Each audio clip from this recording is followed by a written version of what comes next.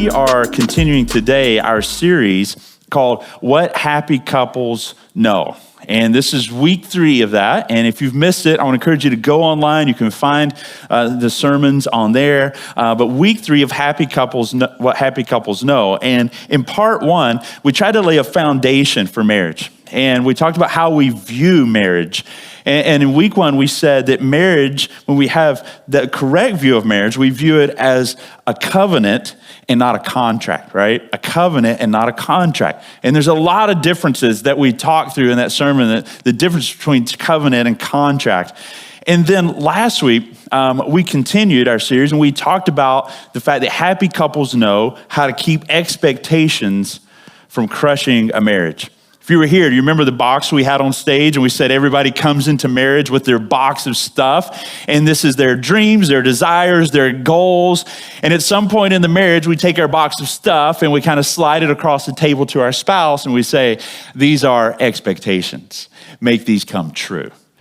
And expectations feel a whole lot different than dreams and desires, right? There's a responsibility with that. There's a pressure with that. And a lot of times it can remove the intimacy and the joy that comes in marriage because it turns marriage into this debt and debtor relationship that doesn't work. And so we talked about viewing your spouse as the two and God as the one. You remember that? When you put God first and your spouse too, there's some pressure relief there that was never meant to be on your spouse, a spot that only God can fill. We talked about fulfilling your spouse's dreams more than your own.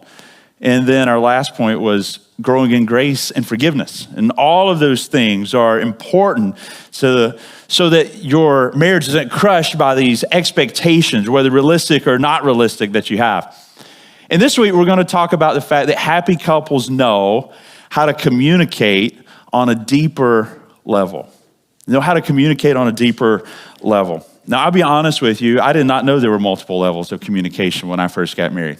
Anybody else like that? I just thought, I say things out of my mouth, you hear them, communication done, right? How many of you realize there's a little more to it than that? It's one of the things, we even talk about as a staff. Our church, we have staff meetings and we talk about events and we talk about different things that are going on here at the church. And we make sure our staff understands there's a difference in telling people about an event and actually communicating the event. Because sometimes you can miscommunicate and we can communicate an event to you guys and you have a totally different picture in your mind of what that event's going to be like than how we communicate it. So communication is this process of not only spewing out verbiage, but making sure it's going through people's minds and the words are decoded in the appropriate way so that they understand what you're saying. That's kind of how communication works.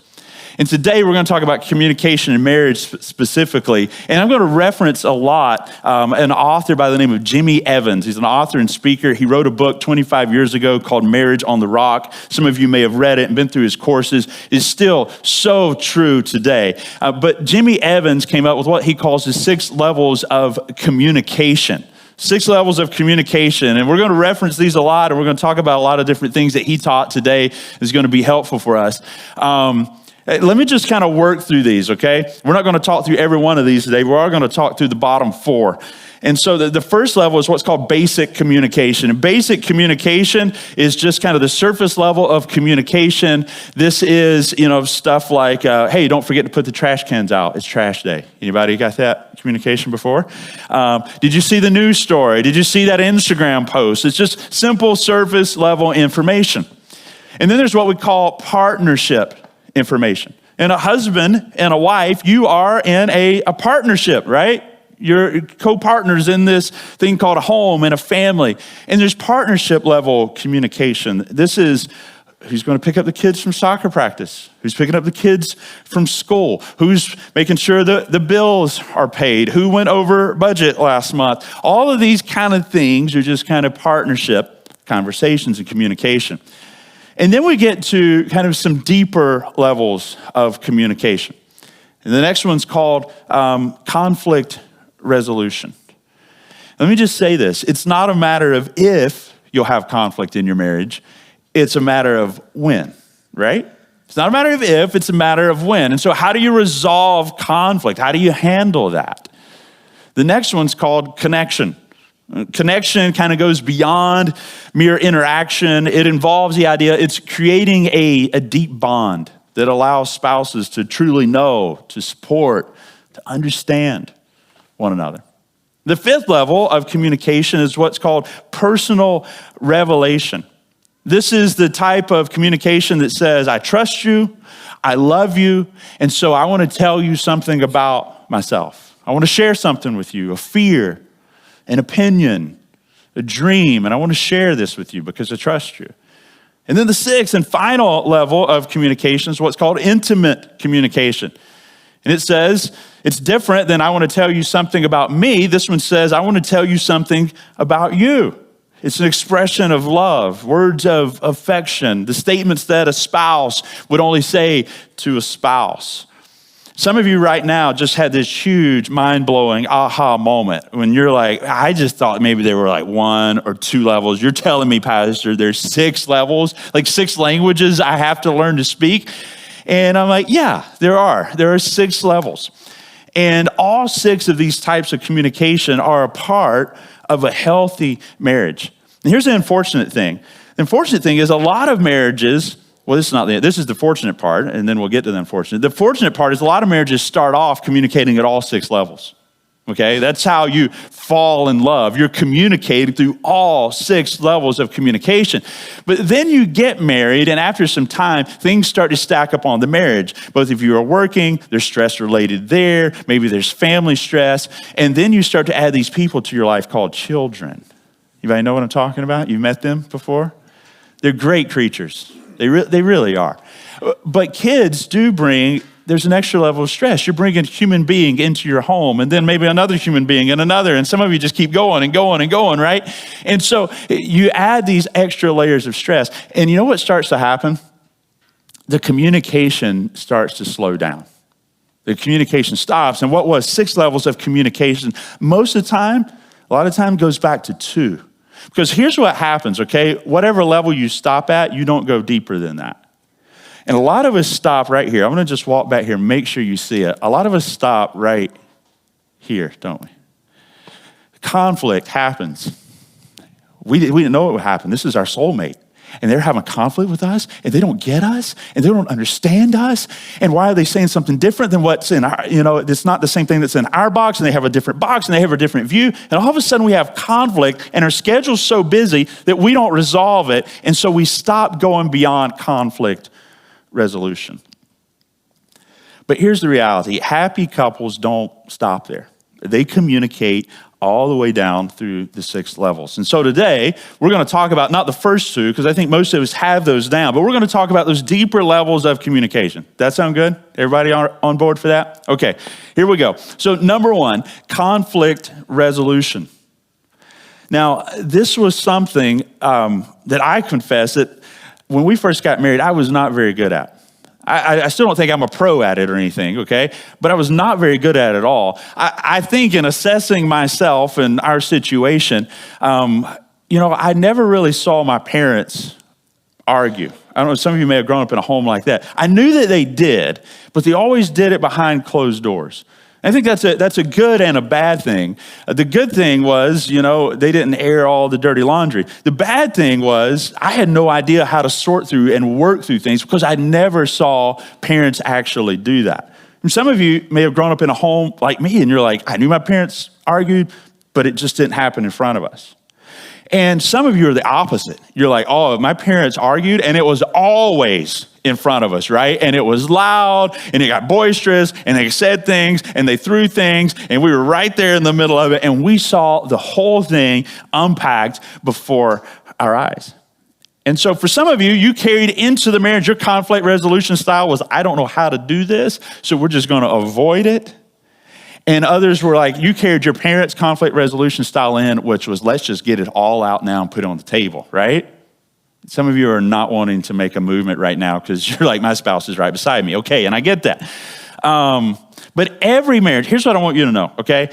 It's unavoidable truth about marriage that every marriage is going to have conflict. Every marriage is going to have conflict.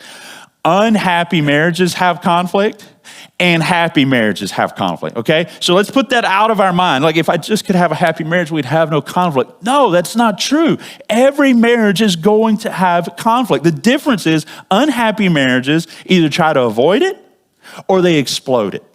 They avoid it or they explode it. Happy marriages resolve it, and there's a difference. So what does it look like to have conflict or resolve conflict in a happy marriage? Ephesians chapter 4 and verse 15 tells us this. Rather, speaking the truth in what? Love. We are to grow up in every way into him who is the head, into Christ. This verse in its context is not speaking directly to husband and wife, but it's speaking to Christians, and it definitely applies to the marriage relationship. And it gives us the framework about how we talk to each other in marriage and how we resolve conflict. And here's the framework. It's speaking the truth in love. Speaking the truth in love. Now, the reality is some of us are really good at speaking the truth, aren't we? And some of us are like, I just say it how it is. I say it how I see it. And we're really good at putting the truth out there, but it's not done in love. And some of us are good at being loving, but we're not good at sharing the truth because that feels scary. That feels maybe hurtful even.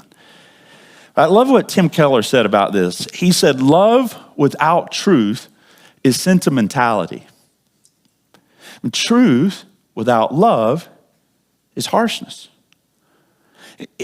Truth and love are both necessary to resolve conflict. Truth and love are both necessary to have effective communication. Let's talk a little bit about what this looks like. And today's sermon is going to be really, really practical, okay? So some of us are experts at holding what I call silent grudges against our spouse. Anybody want to testify? Please don't. Don't elbow your spouse. Like, this is not the time to do it, okay? It's not going to work. We're good at holding silent grudges against our spouse. Some of us have unspoken expectations of them, things that we want them to do. We think they should do. We think that they should naturally know to do. And the fact that we would even have to tell them to do is a problem. You ever said that or thought that to yourself? These unspoken expectations, and we become disappointed when they don't take out the trash, when they didn't remember the important meeting that we had that day and they forgot to ask us about it, or whatever the case is, and they let us down and they disappoint us. And so then our next step is, the obvious step is we give them what's called the silent treatment. You guys are doing it right now to me. Anybody ever experienced the silent treatment? Just give me a little nod or a wink or something, let me know you're with me, okay? You ever given the silent treatment, all right? Yeah, we've all done that. We've all experienced that. We had an expectation, we were let down, so we give the silent treatment. And eventually the spouse comes around and says, okay, I'm feeling some tension between us, like there's some heat right here. Is there something I did? Is there something that's going on? And then sometimes what do we say? No, nothing. Everything's good, right? I'm fine. You're fine. I'm fine. I feel fine. You're like, I don't know. I'm just sensing right now the way you said fine. I don't think you are fine. And there's this tension that just continues to build up and to build up. And we say, no, I'm fine. But here's what we're talking about, okay? Because this is not speaking the truth. And I'm just going to say this, okay? You cannot expect your spouse to read your mind. Can't do it. They can't read your mind. You may have been married 20 years and they're trying to read your mind and think about all the possible things that you could be upset about or the things they did wrong. They cannot read your mind. It's an impossible game to play with no winners. Instead, what do? You speak the truth. If they've disappointed you, you talk to them about it. If it's an expectation that you've never shared with them, you say, hey, listen, this is not fair to you because I've never told you this, but it really bothers me when you do X, Y, and Z. Or I really desire that you would do this. Now, the flip side of this is that each one of us have to be willing and able to receive the truth. Okay, so it's one thing to speak the truth. It's another thing to hear the truth and to receive it without getting defensive. and without making our spouse pay for it. Proverbs chapter 17 and verse 10 says this, a rebuke goes deeper into a man of understanding than 100 blows into a fool. The reality is we need to give our spouses permission to come to us if something's wrong, with the guarantee that they won't pay the price for doing so.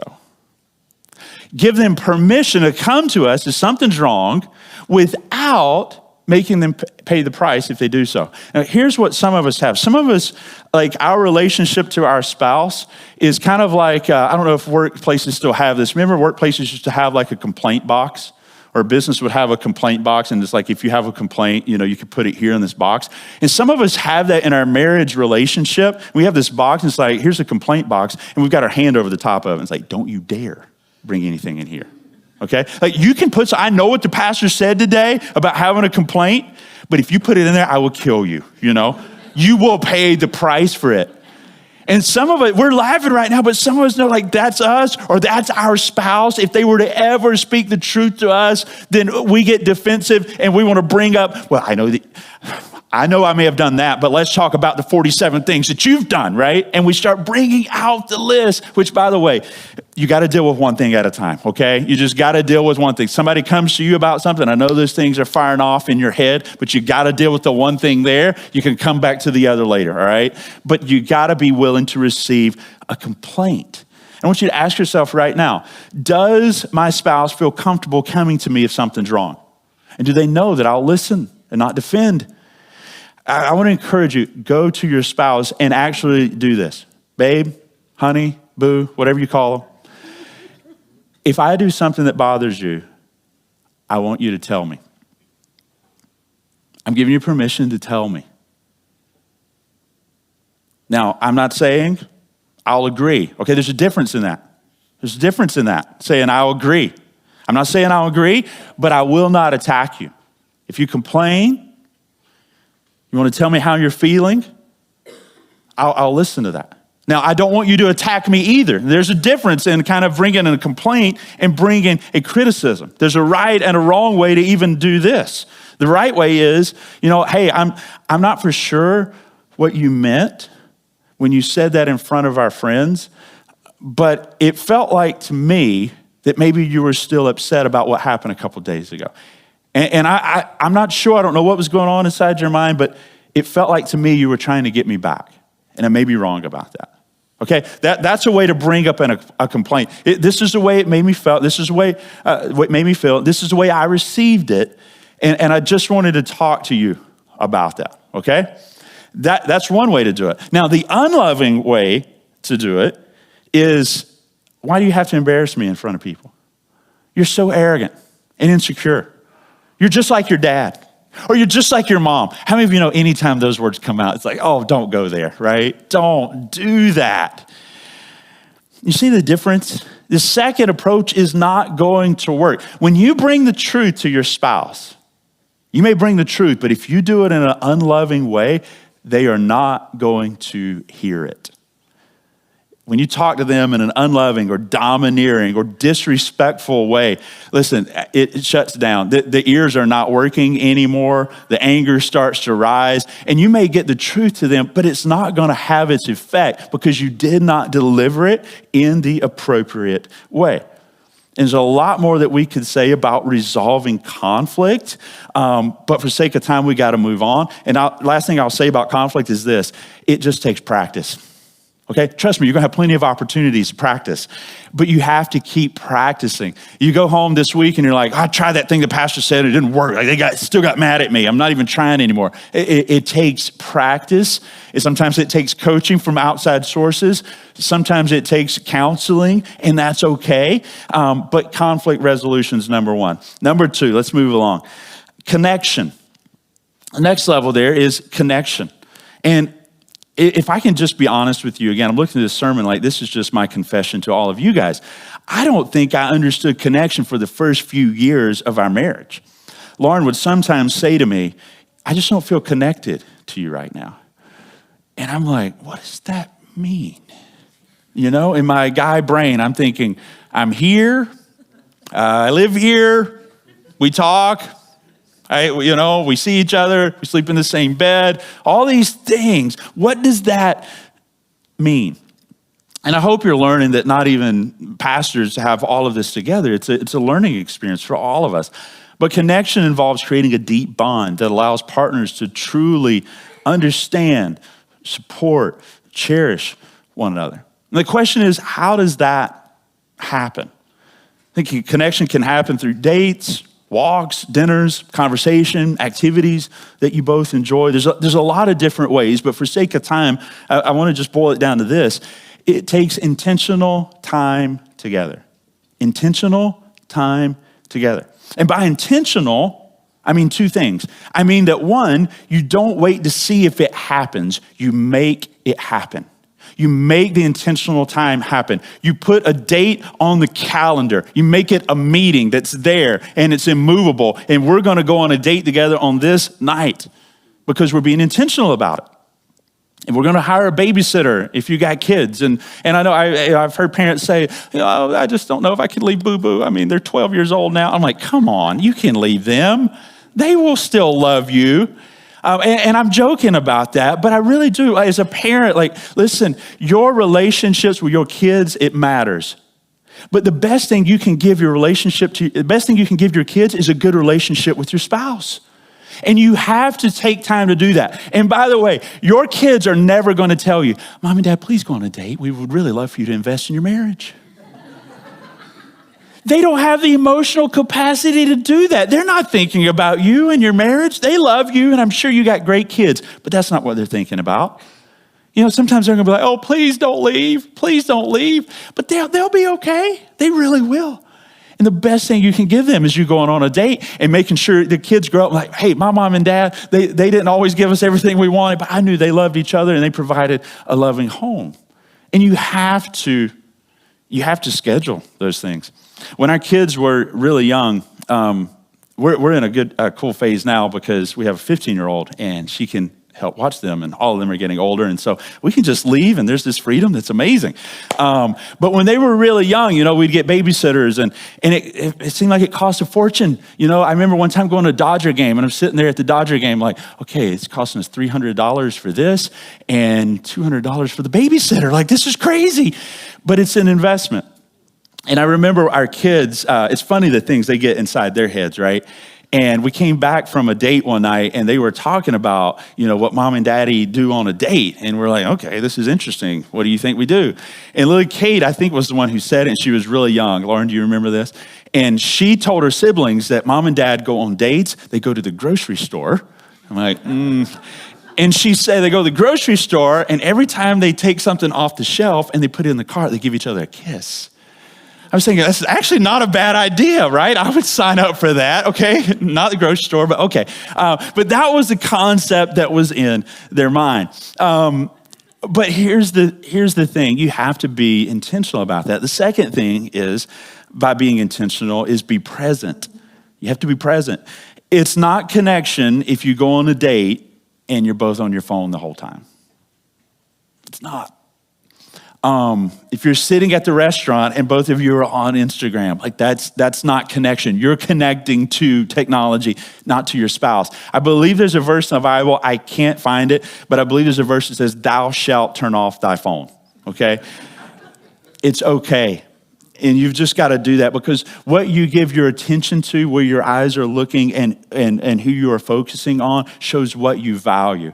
And when you take this intentional time, be intentional with your focus. And I get it. It's super difficult to do because the phone's buzzing and this. Put it on silent. And, if you need a babysitter to call, just turn one phone on, put it to the side, that kind of thing, so you can focus on the conversation, be present, and connect. Intentional time together. Number 3. You guys still with me? Okay, we're going deeper, all right? Personal revelation. Like I said, personal revelation is, I trust you, I love you, I want to tell you something about me. This is when you tell your spouse about your feelings, emotions. You share your opinion about something. And this type of communication lets your spouse into your world, into your thinking. This is, I'm trusting you with a part of me. I'm going to share a fear of mine. There's a dream that I have. There's something in my box, and I haven't told you about this. And when you're working through conflict effectively, and you're also connecting regularly, then this makes this type of communication possible. When those things aren't happening, then this type of communication's not gonna happen. The book of James tells us about a crucial skill set in this level of communications. In James chapter 1 and verse 19, it says this, "Know this, my beloved brothers, let every person be" what? "Quick to speak." Oh, no. You guys know that. This would be such a good verse if all of us get this in every relationship in our life, but specifically marriage. Let every person be quick to hear, slow to speak, and slow to anger. Here's the deal. When your spouse tells you something in this personal level, the best way you can love them is by listening and by hearing. And again, I'm not saying I am the best at this, and I want to work on this. And this is where us men sometimes get in trouble and we just start trying to fix instead of listening and hearing. But when people, husband or wife, are sharing on the personal level, the best way you can love them is by listening. In his book, Caring Enough to Hear and Be Heard, David Augsburger makes this powerful statement. Being heard is so close to being loved that for the average person, they're almost indistinguishable. To say something you value deeply to another and have him or her value it equally by listening to it carefully and appreciatively is the most universal way of exchanging social interests or demonstrating affection. It's so true. Every single one of us want to be heard. My kids want to hear me. When I'm distracted, sometimes they'll say, "Dad, wake up, look at me." They want to be heard. They want to know that they are listened to, that they are valued, and your spouse feels the same way. There's a story in the Bible, a real life story of King David's son, Absalom. And Absalom was kind of estranged from his father for a number of years because of some terrible incidents that took place. And King David is trying to bring his son kind of back home. But Absalom has other plans. His plans are actually to unseat his father from the throne. And we read about the way he went about it. I want you to notice this because I think it's interesting, the way he chose to try to unseat his father from the throne. 2 Samuel 15 in verse 2 says, "And Absalom used to rise early and stand beside the way of the gate of the city of Jerusalem. And when any man had a dispute to come before the king for judgment, Absalom would call to him and say, 'From what city are you?' And he would say, 'Your servant is from such and such tribe in Israel.' And Absalom would say, 'See, your claims are good and right, but there is no man designated by the king to" what? "To hear you. The king does not have anyone to hear your claims." Verse 4, "Then Absalom would say, 'Oh, that I were the judge in the land, that every man with a dispute or a cause might come to me, and I would give him justice.' And whenever a man came near, he would pay him homage. He would put out his hand and take hold of him and kiss him. And thus Absalom did to all of Israel who came to the king for judgment. So Absalom stole" the what? "Hearts of the men of Israel."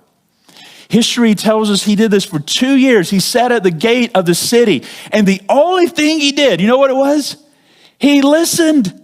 When people came with a problem, he said, "Oh, I wish the king could come and listen. I wish he had someone who cared and someone who would listen, but I will."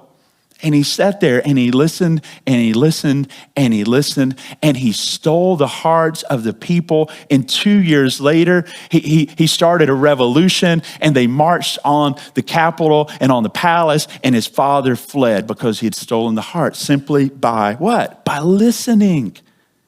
By listening. Now, how do we do that? How do we love people through listening? By the way, let me say this, okay?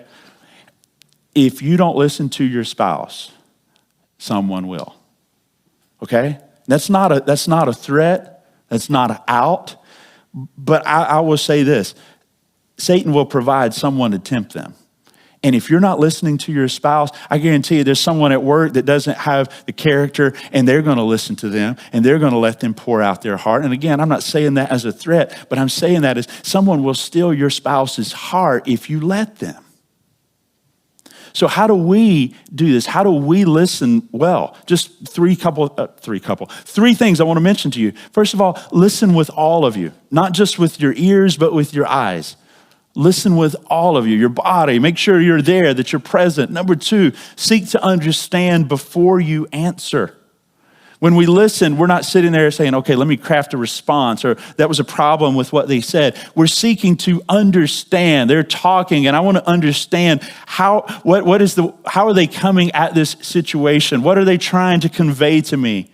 Seek to understand before you answer. And then the third one is just try active listening. Some of you have been taught this at your workplace, but do you do it with your spouse? And what is active listening? It's where you're actively trying to interpret what they're saying, and then you kind of rephrase it and repeat it back to them. Well, what I heard you say was this. And they can say, absolutely not. That's not what I heard, what I said. Let me say it again. And you just keep doing that until you make sure you fully understand what they said. And so we listen. That's how we love in the personal communication category. And then lastly, and we're finished today, the deepest level is what's called intimate communication. And intimate communication is, I want to tell you something about you. It's expressions of love, words of affection, whispers of I love you, secret things that only husband and wife know, that only you say to your spouse. Proverbs chapter 18, verse 21 says, death and life are in the power of the tongue, and those who love it will eat its fruit. Don't miss this. Your words have so much power, especially for your spouse. And you may think, oh, we've been living together, we've been married for so long, they don't care what I say. Oh, they really, really do. They really matter. You either bring life or death to them.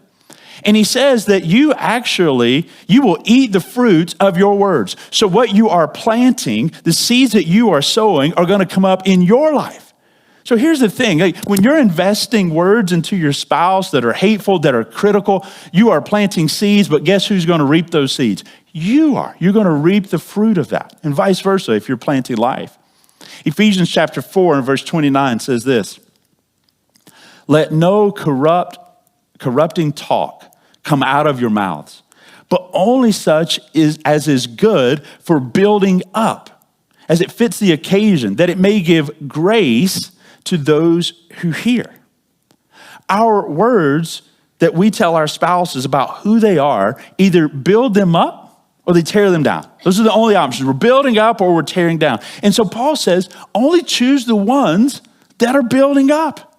And as we kind of wrap this up today, can I share just a few more practical ways of what this looks like and how we do this? And the first thing I want to share with you is when you think of something about your spouse that's good, I want to challenge you to say it. Every time that you think something good, say it. Just make that a rule in your own mind, in your marriage. When I think of something good, I'm going to say it. Why? Because you don't want to rob your spouse of that blessing of encouragement, of building them up. And sometimes we're mad or we're resentful about something that isn't good, that isn't perfect about them. And so we're like, well, until they fix that, I'm not going to say anything good. Well, it's like, that's dumb. That doesn't make any sense. So you're just going to sit there. We're going to sit there and let our marriage be the way it is when we could be investing in it. And when you invest in the other person, you're investing in your marriage. So anytime you think something, say it. You think your wife looks good in a certain outfit? Babe, you look hot today. Like, say it. That's okay. You did that when you were dating, right? Do it now. You think your husband looks handsome? Say it. So let me talk for a minute specifically to the men, and I'll come back and talk to the ladies. Husbands, pursue your wife specifically with words of affection. Words of affection. Non-sexual affection. And some of you are like, what is non-sexual affection? It's a thing, okay? I promise you, it's a thing. It's affection that's non-sexual. Does that make sense? Okay, some of you are like nervously laughing. Okay. Most husbands don't have to be taught sexual affection, all right? It's a natural gift and ability they have. But words of affection are things like, I love you because, It's not just I love you, it's I love this specific thing about you. I love you specifically because you really are my best friend. I love you because you're an amazing mom. I love you because whatever it is that you love and you appreciate about your spouse, say that specifically to them. Use specific statements to pursue her. You can write it in a note. You can text it to her. You can say it out loud to her. But if you think something good about her, say it, share it with her. Amen, wives? You got to help me out. I'm giving you this, okay? Thank you, Rudy. And wives, pursue your husband with words of affirmation. Thank you, Mandy. Thank you. Words of affirmation. Affirm who he is and what he does. Listen, most husbands are not wondering if their wife loves them. I just be honest, maybe some do, maybe you do, that's okay. But most guys are not sitting at work going, I wonder if she loves me today. Like looking out the window into the rain. Like that's not in the mind of most men. It's just not. I'm not saying they don't care about that. I'm just saying that's not the number one value. But they do wonder, does my wife respect me? Does she think I'm doing a good job? Does she think I'm providing for our family well? Does she think I'm leading well? Does she think I'm competent? Does she think, and these are the things that are going through your husband's mind. And one of the worst things you can do to your husband is tell him what he's not. Now, he knows he's not doing everything well. He knows he's not batting 1,000. But one of the worst things you can do is just blast him and say, you're not leading our family well. You're not doing this well for our kids. You're not giving me, you're not doing this, or you're not this, or you're not that. And here's the reality. Even if he's lacking in some areas, don't focus on what he's not. Focus on telling him what he is or who he is becoming. Because here's the thing. Your words of affirmation are fuel to him to become who he wants to be. It's a reality. And I don't know if he'll admit that to you or not, but when you tell him, when you brag on him and tell him how awesome he is, man, he leaves that day and he's like, yeah, I am pretty awesome, right? And if you're thinking, well, my husband doesn't need to be told how awesome he is. He's arrogant enough. Listen, so many times arrogance and pride is really, it's a cover up for insecurity.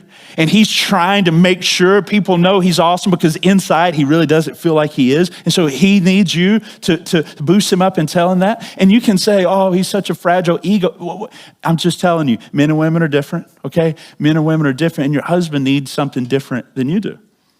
One of the biggest things I hear is, my husband's not the spiritual leader in our home.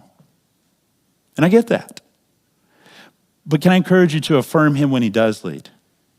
When he says, hey, let's go to church tomorrow, affirm that. Not in a condescending way, but affirm that. Like, hey, yesterday when you said let's go to church, man, you were so attractive to me. Whatever that looks like, right? Tell him that. When he says let's pray, let him know that you like that. And so in summary, ladies, your husband wants to know, does she believe in me? And husbands, your wife wants to know, does he love me? And again, that's very narrow, but I'd say that to say those are the values that most of us are thinking through. So I want to go back to the communication graph for just a moment so that we can all see this. Most of us, again, up here, the top two, hey, we got that down. Most of us are probably getting stuck right here, right? And it's because we don't have the skills or the focus or the time to work through this. We're missing out on this. But we gotta unclog this here, okay? So that we can continue to go down and we can continue to communicate with each other in a deeper level in a way that God intended for our marriage to work and to operate.